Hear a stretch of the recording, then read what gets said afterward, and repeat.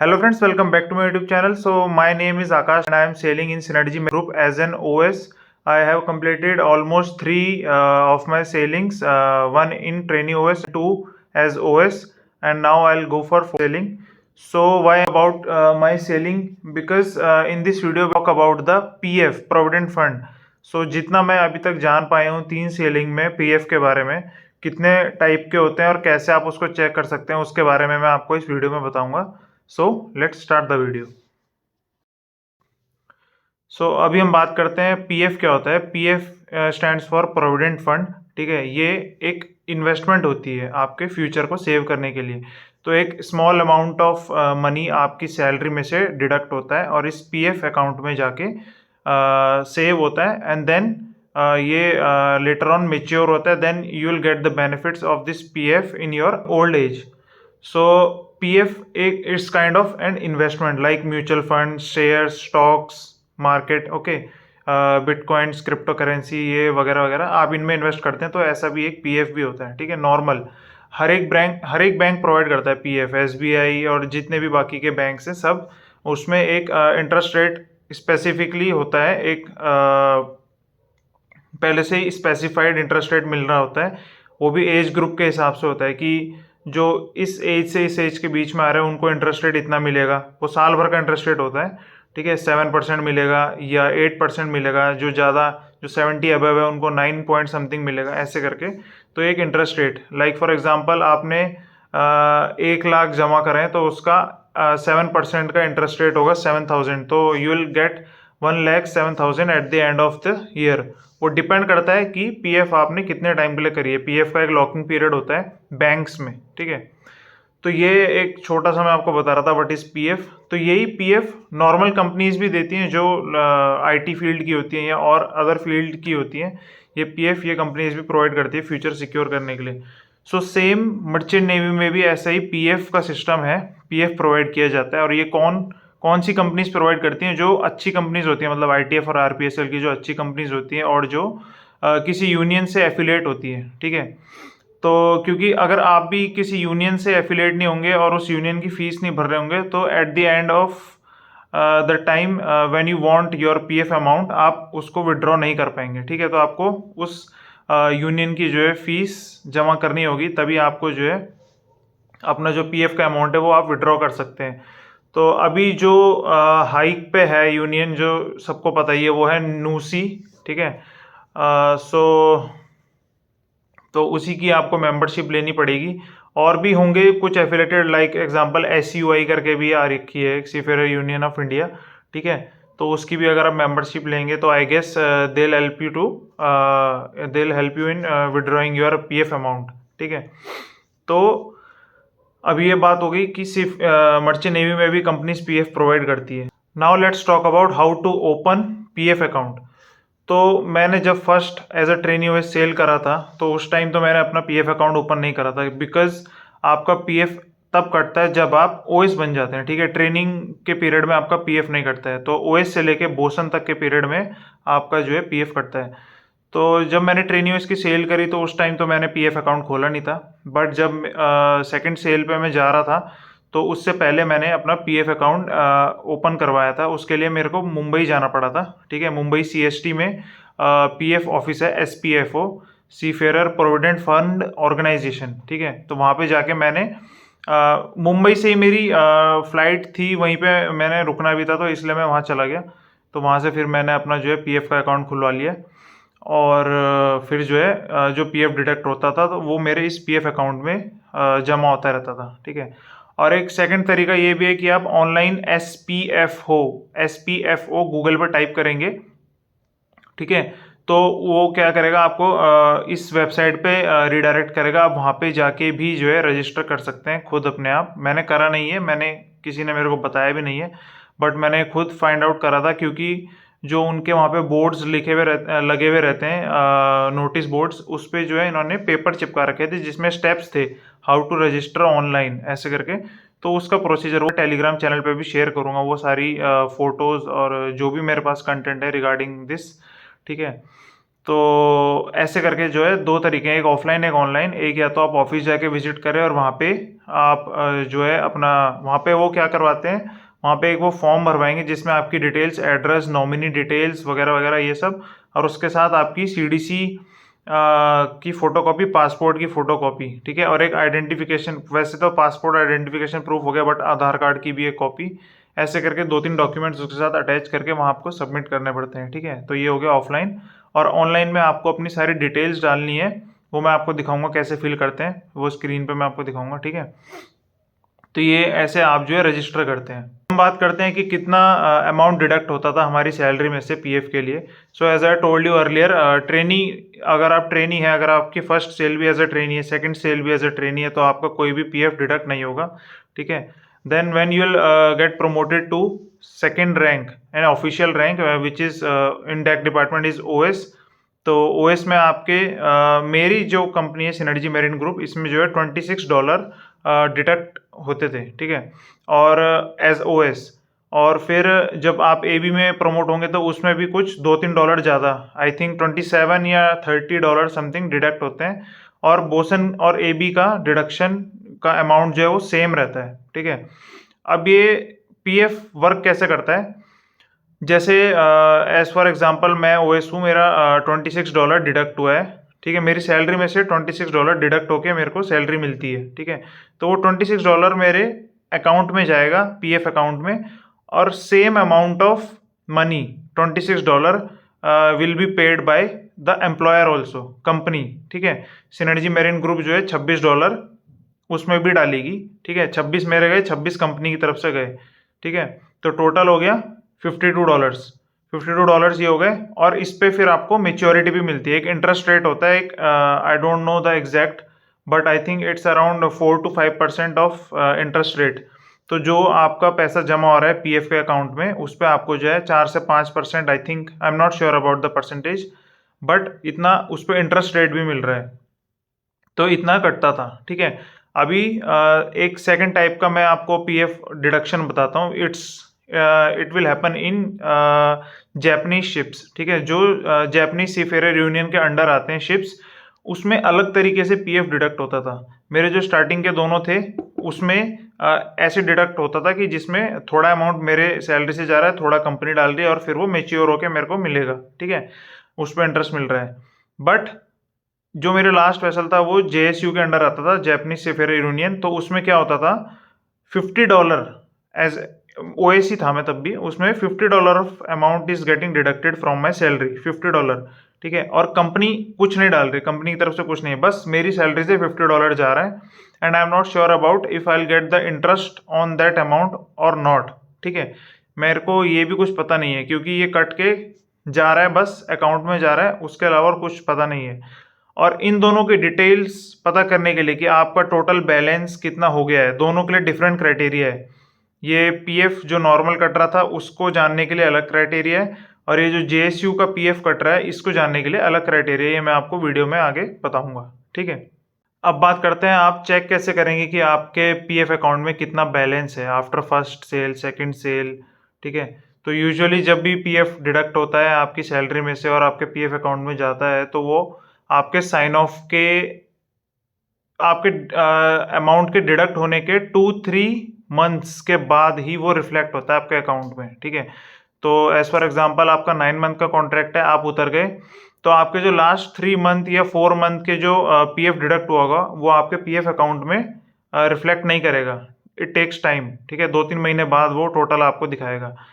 तो वो चेक कैसे करना है, अगर आप पुराने सीफेयर है जिसने काफ़ी पहले ही, मतलब 5-6 साल पहले जो है अपना पीएफ का अकाउंट बना लिया है, तो उनका तो जो चेकिंग करने का प्रोसेस है वो बहुत अच्छा चल रहा था। वो ऑनलाइन जो है उनकी एसपीएफओ की वेबसाइट पे जाके चेक कर सकते हैं, वो मैं आपको दिखाऊंगा अभी कैसे चेक करते हैं, ठीक है।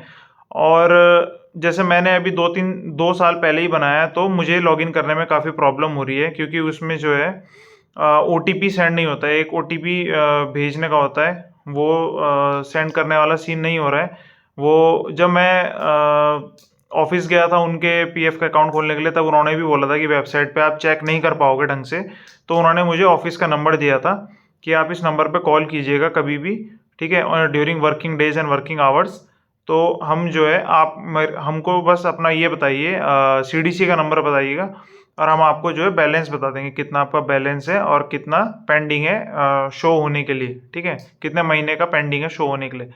तो ये बात थी। बट अभी जब मैंने रिसेंटली कोशिश करी उस नंबर पे कांटेक्ट करने के लिए, तो वो नंबर अब जो है आउट ऑफ कवरेज है, उस बाहर आ रहा है।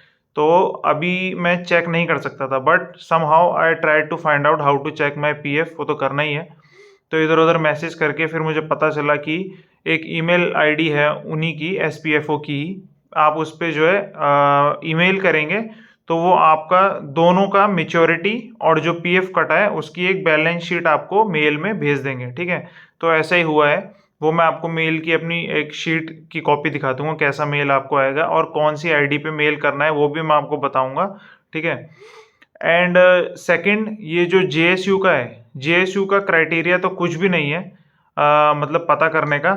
सिर्फ मुझे ये बताया गया था कि एक ईमेल आईडी है उसकी, वो ईमेल आईडी में मैं आपको बताऊंगा, उस ईमेल आईडी पे आप मेल कीजिए, तो वो आपको जो है रिमेनिंग जो भी मतलब आपका अमाउंट है, या मेच्योरिटी हुई है या नहीं हुई है, या फिर जो डिडक्ट हुआ है आपकी सैलरी में से, वो सब डिटेल्स एक एक्सेल शीट में आपको बना के भेज दी जाएगी। बट मैंने मेल किया था ऑन बोर्ड में जब था, तब मैंने मेल किया था, तो उस मेल का रिस्पॉन्स मेरे पास 3 महीने बाद आया, और उसमें ये लिखा हुआ था कि अभी आपके अकाउंट में जो है रिफ्लेक्ट नहीं हुआ है अमाउंट, दैट्स वाई अभी हम आपको कोई डिटेल शेयर नहीं कर पाएंगे। तो मुझे साइन ऑफ करे अभी 3 महीना हो गया, तो मैंने अभी दोबारा मेल किया है। तो let's see when I will receive that mail, ठीक है।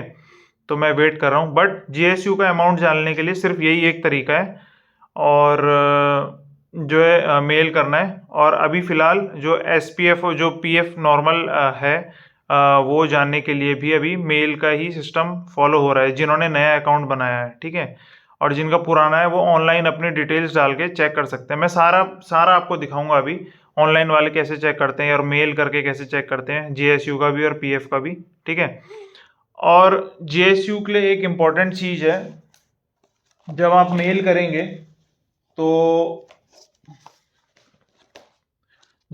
करेंगे तो मेल में कुछ डिटेल्स डालनी है, जैसे आपका नाम, आपका इंडोर्स नंबर, आपका CDC नंबर, ऐसे, ठीक है। और वेसल नेम, ठीक है। और एक और डिटेल्स थी, वो भी मैं आपको दिखाऊंगा, सब मेल में दिखाऊंगा। और एक नंबर होता है, एक रेफरेंस नंबर होता है, एक ID होती है। तो JSU का कार्ड जो है, आप जब किसी JSU वाले शिप को ज्वाइन करेंगे तो उसमें आपको ऑनबोर्ड बताना पड़ेगा कि मुझे एक JSU का अपना जो यूनियन का कार्ड है वो बनवाना है। तो वो आपको शिप पे ही अवेलेबल हो जाएगा, कंपनी भेज देती है, कोई साइन ऑन कर रहा होता है तो उसके हाथ भेज देती है, और वो कार्ड कुछ ऐसा दिखता है, देखते हैं ये लिखा होगा या जापान सीमेंस यूनियन, ठीक है। यही है JSU का मेंबरशिप कार्ड। तो इसमें एक ऊपर नंबर होता है, मेंबरशिप नंबर, ठीक है। On the other side, I will not show you the other side because it contains some of my details, ठीक है। सो इसमें एक मेंबरशिप नंबर है, वो मेंबरशिप नंबर भी आपको मेल में जो है मेंशन करना है to get the details about your this PF amount, ठीक है। तो ऐसा एक कार्ड आप देख लीजिए, एक येलो कलर का ऐसा कार्ड हमें मिला है सिनर्जी में। एक और कार्ड होता है जिसमें साइन स्टैम्प लगता है, वो भी JSU का आता है, वो मैंने ऑन बोर्ड देखा था किसी के पास, बट वो एग्जीक्यूट शिफ्ट ESM से आए थे, तो उनको वहाँ पे मिला था वो JSU का कार्ड। वो क्या था, वो इससे बड़ा कार्ड था वाइट कलर का, और उसमें अंदर कॉलम्स थे और स्टैंप मारने के लिए, शिप के स्टैंप और उसकी डिटेल्स और उसके सामने शिप का स्टैंप, ऐसे करके फिलअप करने के लिए। तो उसमें एग्जैक्ट एक्चुअल रेफरेंस नंबर उसमें था, बट पता नहीं अब ऐसे बनने लग गए या वो पुराना कार्ड था, I am not sure about that. So ऐसा एक कार्ड बनेगा JSU का, ठीक है। अब हम देखते हैं कि आप चेक कैसे करेंगे अपना जो PF का अमाउंट है वो कितना है आपके अकाउंट में, ठीक है। ऑनलाइन भी देखेंगे, और मेल कैसे करते हैं, कौन सी ईमेल आईडी है, किस पे मेल करना है, कैसे मेल में लिखना है, कंटेंट क्या होना चाहिए, सब्जेक्ट क्या होना चाहिए, ठीक है, वो सब मैं आपको अब बताता हूँ। ओके, सो फर्स्ट आपको गूगल पर टाइप करना है SPFO, okay, SPFO, then click, then enter.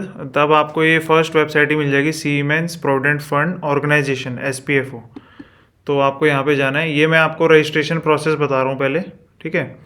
तो अगर आपने रजिस्टर नहीं करा है ऑफलाइन ऑफिस में जाके, तो आप कैसे रजिस्टर करेंगे। यहाँ पे 2 लॉगिन है नीचे, seafarer login and employers login. तो you have to go to seafarers login and click on more. तो अगर आपने रजिस्ट्रेशन नहीं करा है तो simply you have to click on new seafarer registration, और आपके सामने एक फॉर्म जनरेट होगा और उसमें आपको अपनी डिटेल्स डालनी है, ठीक है। और आप अगर ऑलरेडी रजिस्टर्ड हैं तो आपको यहाँ से डायरेक्टली अपना यूज़र आईडी और पासवर्ड डाल के लॉगिन करना है। तो पहले हम देख लेते हैं न्यू सीफेरर रजिस्ट्रेशन के लिए। इस पर क्लिक करेंगे तो यहाँ पे आपको अपनी सारी डिटेल्स डालनी है, full name, CDC number, endorse number, registration number, father's name, this identification mark and date of birth, region, religion, marital status, permanent address, seafarer email, mobile number, ठीक है। यहाँ पे आपको डिक्लेरेशन पे क्लिक करके और यहाँ पे आपको आपकी नॉमिनी की डिटेल्स डालनी है कि in case if any miss happening happened, अगर आपको कुछ हो जाता है तो आपके बाद ये पीएफ किसको जाएगा, तो यहाँ पे वो नॉमिनी की डिटेल्स डालनी है और कितना अमाउंट उनको जाएगा, यहाँ पे कितना परसेंटेज, 50%, 70 या फुल अमाउंट, ठीक है। और यहाँ पे उनका एड्रेस, आपका उनके साथ क्या रिश्ता है, फादर है, मदर है, ठीक है, ये मेजर है या माइनर है, मेजर मीन्स बड़े, माइनर मीन्स छोटे, और एज क्या है उनकी, ठीक है, अगर वो माइनर है तो, ठीक है। और यहाँ पे उनका गार्डियन का फुल नेम और उनका फुल एड्रेस। फिर यहाँ पे आपको येस ऑलरेडी क्लिक है, यहाँ पे आपको OTP प्रोवाइड किया जाएगा, ठीक है। और यहाँ पे आपको सेंड OTP पे क्लिक करना है सारी डिटेल्स डाल के। तो यहाँ पे जो आप मोबाइल नंबर डालेंगे इस पर आपके OTP जाएगा और यहाँ पे आप सबमिट OTP करके आपका जो रजिस्ट्रेशन हो जाएगा। बट जब मैं ऑफिस में गया था तो उन्होंने मुझे यही बोला था कि आप जब ऑनलाइन रजिस्टर करेंगे तो जो है OTP सेंड नहीं हो रहा है, सो इसलिए जो है सब ऑफिस में आके रजिस्टर करवा रहे हैं। तो आप इसको एक बार ट्राई कर सकते हैं, अगर यहाँ से नहीं हो रहा है रजिस्टर तो आपको भी ऑफिस जाना ही पड़ेगा, ठीक है। तो ये तो है रजिस्टर करने का प्रोसेस। अभी हम देख लेते हैं अगर आप रजिस्ट्रेशन के बाद आप कैसे लॉगिन करेंगे। तो आपने एज़ फॉर एग्जांपल यहाँ से आपने as a new seafarer registration कर लिया है, ठीक है।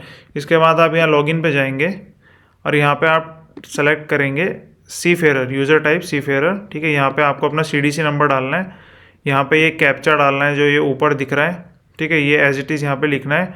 ये केस सेंसिटिव होता है, तो मतलब जो छोटा है स्मॉल लेटर में वो स्मॉल लेटर में, जो बड़े लेटर में वो बड़े लेटर में, कैप्स लॉक में, ठीक है।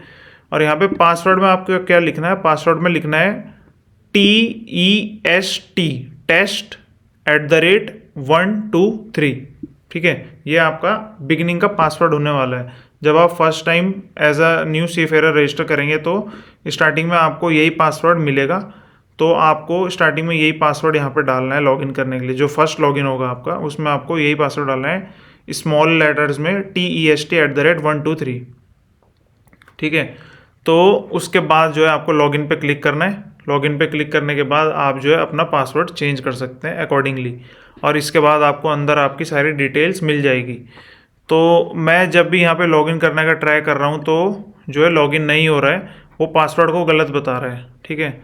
तो I am not able to login, तो मैं फॉरगॉट पासवर्ड कर रहा हूँ तब भी वो नहीं हो पा रहा है। तो मैंने सारे मतलब तिगड़म अपना लिए तो इसमें लॉगिन नहीं हो पा रहा है।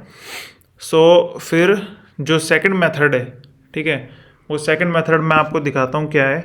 आप स्क्रीन पे देख सकते हैं ये सेकंड मेथड है। आपको जो है अपना PF का बैलेंस और ग्रेजुएटी का बैलेंस चेक करना है।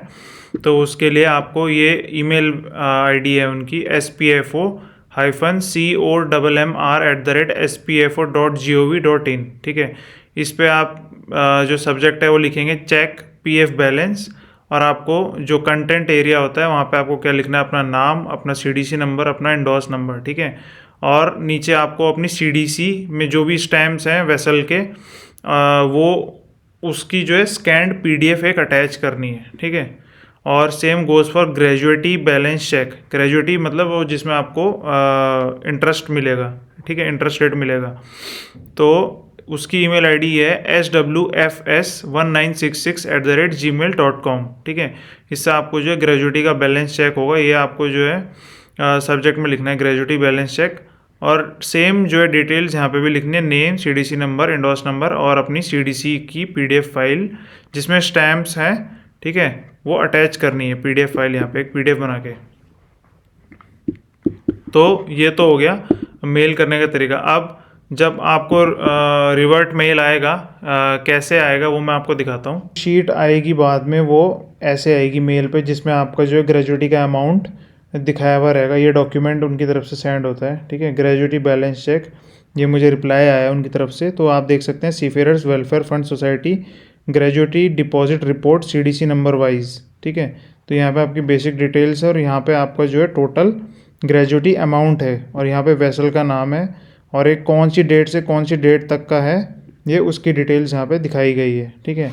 Now this is the last topic of this video. इसमें हम बात करेंगे कि पीएफ आप कितना निकाल सकते हैं। जैसा मैंने अपनी वीडियो में स्टार्टिंग में बताया था कि एक स्पेसिफिक अमाउंट के लिए एक लॉकिंग पीरियड होता है बैंक्स में पीएफ निकालने के लिए, 1 साल में या 2 साल में।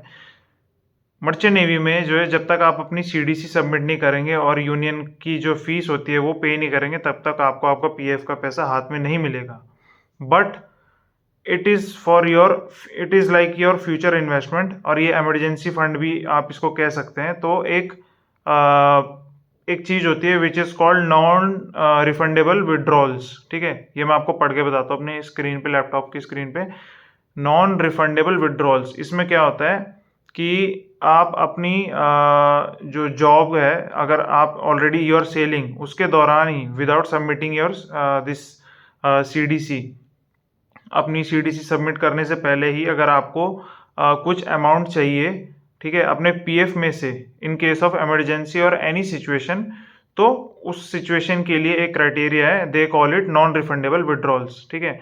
अब कौन कौन सी सिचुएशंस में आप कितना amount of money you can withdraw from your PF account. So पहला पर्पस ऑफ विड्रॉल होना चाहिए एज पर 58A अनएम्प्लॉयमेंट। अगर आप अनएम्प्लॉयड हैं, ठीक है, किसी भी वजह से अपनी सेलिंग के बाद, तो आप जो है 10% ऑफ सीफेयरर्स कंट्रीब्यूशन, ये मैं आपको अपनी स्क्रीन पे भी दिखा दूंगा, ठीक है, ये लिस्ट, और अपने टेलीग्राम चैनल पे भी भेज दूंगा। अगर आप अनएम्प्लॉयड हैं तो 10% ऑफ सीफेयरर्स कंट्रीब्यूशन, ठीक है, नॉट ये पूरा जो आपका पीएफ का अमाउंट है उसमें से नहीं। जैसा मैंने आपको बिगनिंग में बताया था, पीएफ में आपका कंट्रीब्यूशन जा रहा है और एम्प्लॉयर का, यानी कि कंपनी का भी, ठीक है।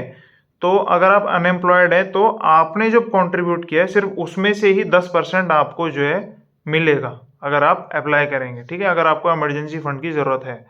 फिर मेडिकल, एज पर 58B इन मेडिकल इमरजेंसी आपको जो है सेम 25%, यहाँ पे 15% एक्स्ट्रा है, तो 25% ऑफ सीफेयरर्स कंट्रीब्यूशन आपको मिलेगा, सिर्फ सीफेयरर कॉन्ट्रीब्यूशन में, ये नोट करें, ठीक है।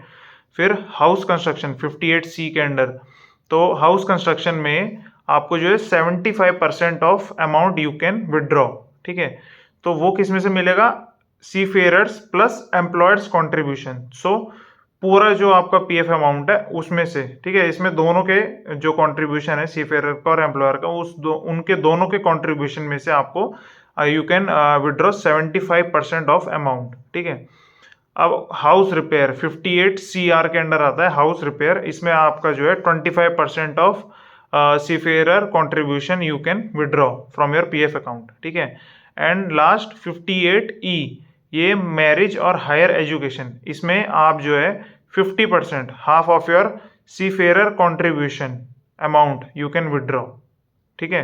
मैरिज और हायर एजुकेशन के लिए 50% ऑफ सीफेयर कॉन्ट्रीब्यूशन, सिर्फ सीफेयर के कॉन्ट्रीब्यूशन में से आप 50% अमाउंट विड्रॉ कर सकते हैं।